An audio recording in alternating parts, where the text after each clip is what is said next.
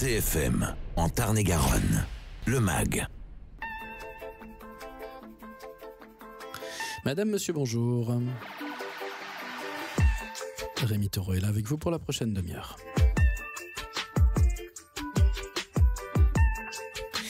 La finale de la Coupe du Tarn-et-Garonne se déroule le 20 mai prochain à 20h30 au complexe sportif Jean Verbeek. C'est route de Saint-Antonin à Montauban. Et qui c'est qui est en finale? Eh bien, c'est le Corps-Barieux Athletic Club qui va se mesurer donc au Nicolaïte, au club donc de Saint-Nicolas de la Grave. Pour en parler et pour déjà savourer cet instant-là, avec nous en studio, nous avons alors Jean Serre, dit Papy Jean, ex-président de l'école de foot de Corps-Barieux, qui nous a envoyé un petit communiqué de presse et c'est grâce à lui qu'on a monté cette émission. Bonjour Jean. Bonjour. Merci d'être là et de venir accompagner donc du président du club, Rachid Bazin. Bonjour Rachid. Bonjour. Merci d'être là. Vous allez nous raconter l'histoire de ce club qui, si j'ai bien compris, n'a pas été en finale de la Coupe du Tarn-et-Garonne depuis de nombreuses années. Hein, on va voir ça avec vous. Qui c'est qui est en finale? C'est Mathis Jean, qui est milieu offensif de l'équipe. Salut Mathis. Bonjour. Merci d'être là. Et puis, grâce à qui, entre guillemets, puisque c'est le coach normalement qui mène ses joueurs jusqu'à la victoire, c'est Ridouane Bazin qui est le coach de l'équipe de Corps-Barieux. Salut Ridouane. Salut. Merci d'être là. Je donne la parole au vieux d'abord, au président ou à l'ex-président de l'école de foot. Allez, l'ex-président de l'école de foot. Est-ce que Jean, est-ce que vous pouvez nous présenter le club, depuis quand il existe, comment il fonctionne un peu dans les grandes lignes, puisque vous êtes l'ancien là? Oui, je peux faire ça, effectivement. Le club a débuté, si vous voulez, avec l'école de foot en 2012, pour lequel j'ai été président jusqu'à 2017. Il y a eu jusqu'à 160 joueurs dans l'école de foot. Et nous avons d'ailleurs gagné une coupe, donc Mathis pourra en parler tout à l'heure, avec les U15, voilà. Donc pendant ces 5 ans de présidence, nous avons fait prospérer l'école de football. Et je tiens à signaler également que les 3/4 des jeunes qui sont issus de l'école de foot et qui composent l'équipe 1 de Corps-Barieux sont présents dans cette équipe et ont été entraînés durant cette école de foot. Est-ce qu'on peut dire qu'un club ne peut pas réellement exister s'il n'y a pas une bonne école de foot pour lui amener des joueurs? Effectivement, s'il n'y a pas d'école de foot, il n'y a pas de joueurs. Enfin, on arrive à trouver des joueurs, mais en faisant des mutations. Mais si une équipe de foot démarre directement avec ces joueurs qui sont issus de cette école de foot, à ce moment-là, il y a une entente qui se crée, il y a une solidarité, il y a une osmose qui se fait avec les joueurs. Et c'est ce qui fait que par la suite, on arrive à avoir des résultats très, très impressionnants. La preuve en est, c'est que l'équipe de D4 du Corps-Barieux Athletic Club va affronter une équipe de D1. C'est la première fois que cela arrive, je suppose, dans le Tarn-et-Garonne. C'est le Petit Poussé qui va affronter l'Ogre. On verra le résultat. Mais vu leur solidarité, leur vaillance... Alors ça, ce sera le 20 mai prochain.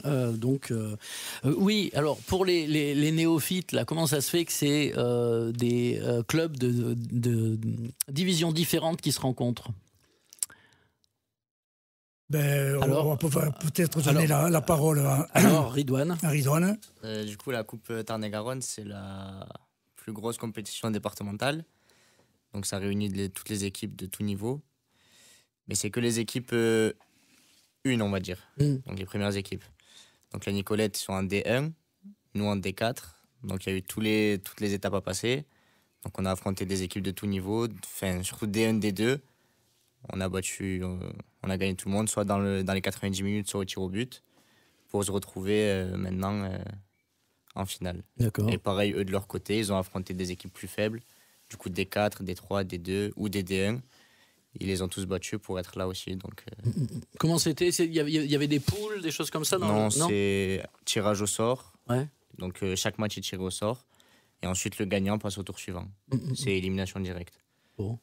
Monsieur le Président, qu'est-ce qui a fait, selon vous, que cette équipe elle est allée au bout Mais pour moi, l'équipe s'est arrivée là, c'est justement, comme disait Jean, c'est la solidarité, le respect de l'un et de l'autre, et surtout le travail qui a été accompli, disons, quand ils étaient jeunes.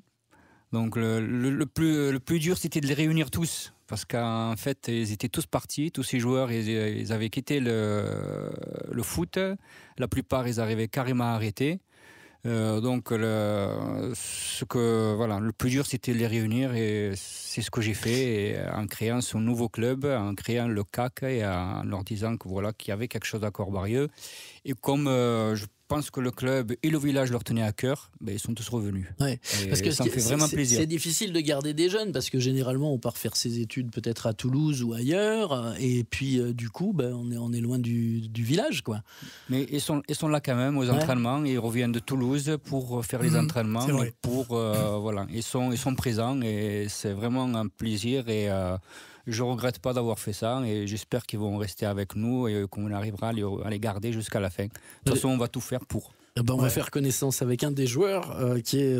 Si je peux ajouter un mot, je peux dire bien que sûr, bien sûr. Ils ont eu à cœur le fait de refaire cette équipe, parce qu'ils se connaissent depuis qu'ils sont tout petits. Et ils ont toujours en tête, je crois que maintenant encore plus, mais notre dicton de l'époque qui était le jeu avant l'enjeu. Tout ça pour leur apprendre vraiment à jouer au football, et ce avec Rachid. Nous en avons discuté souvent, et maintenant c'est le jeu, mais avec l'enjeu. Eh oui. Tout en respectant l'adversaire. Vous êtes bien sur CFM, le MAC de Montauban, consacré aujourd'hui à la finale de la Coupe du Tarn-et-Garonne, qui va se dérouler donc le 20 mai prochain. Le club de Corbarieux, qui est en D3, D4 pardon, qui rencontre le club de D1 des Nicolaïtes sur la pelouse du complexe sportif Jean Verbeek. Ce sera donc à 20h30 le 20 mai prochain. Qu'est-ce qui fait que ce club en est arrivé là? C'est que ils sont tous du village, vous nous l'avez dit, et vous les avez fait revenir. Rachid Bazin, en tant que président, c'est vous qui avez eu l'idée de faire revenir tous ces jeunes qui sont par Monts et par Vaux. Qu'est-ce qui, Mathis, qui est milieu offensif, qu'est-ce que vous faites dans la vie quand vous ne faites pas du football? Du coup, la plupart, moi pour ma part, je suis étudiant en deuxième année de STAPS à Toulouse. Ouais. Et du coup, comme l'a dit Rachid, la plupart des joueurs, ils font tous leurs études sur Toulouse.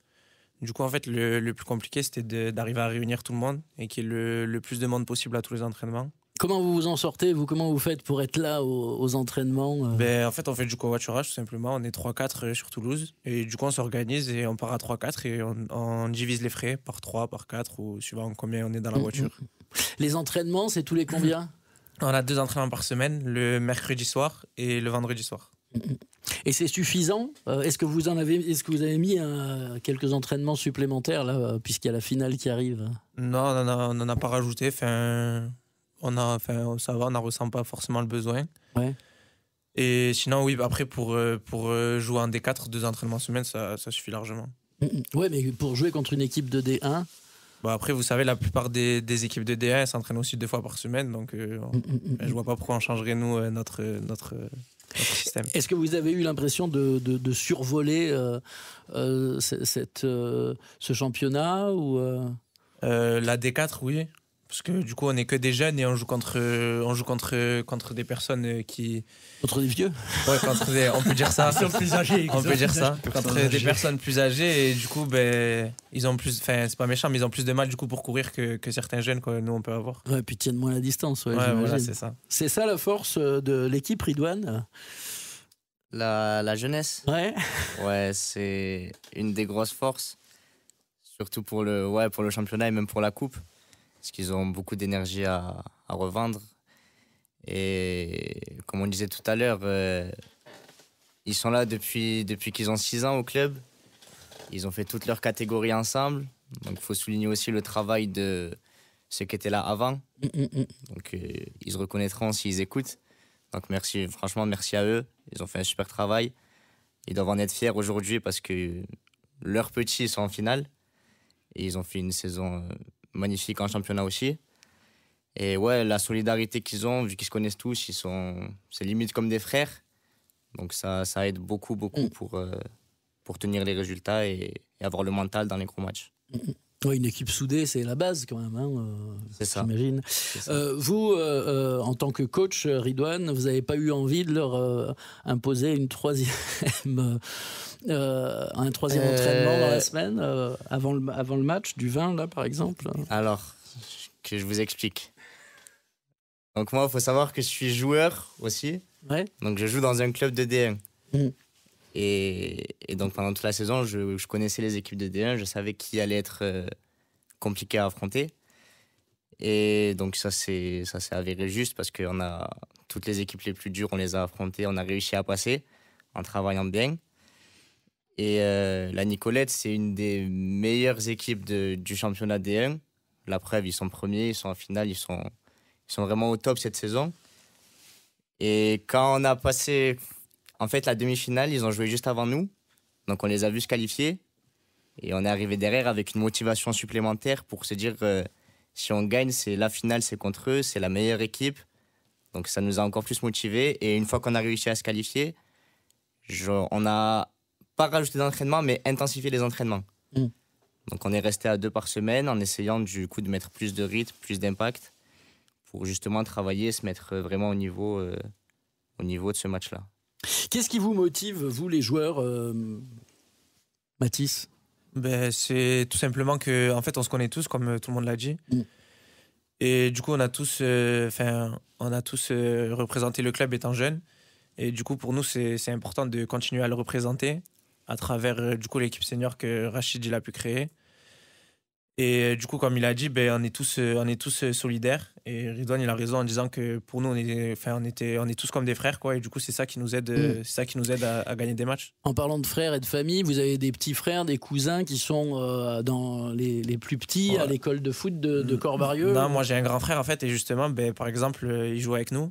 Du coup, il y a 3 paires de frères. Du coup, il y a Ridwan qui coach son petit frère. Avec Ias.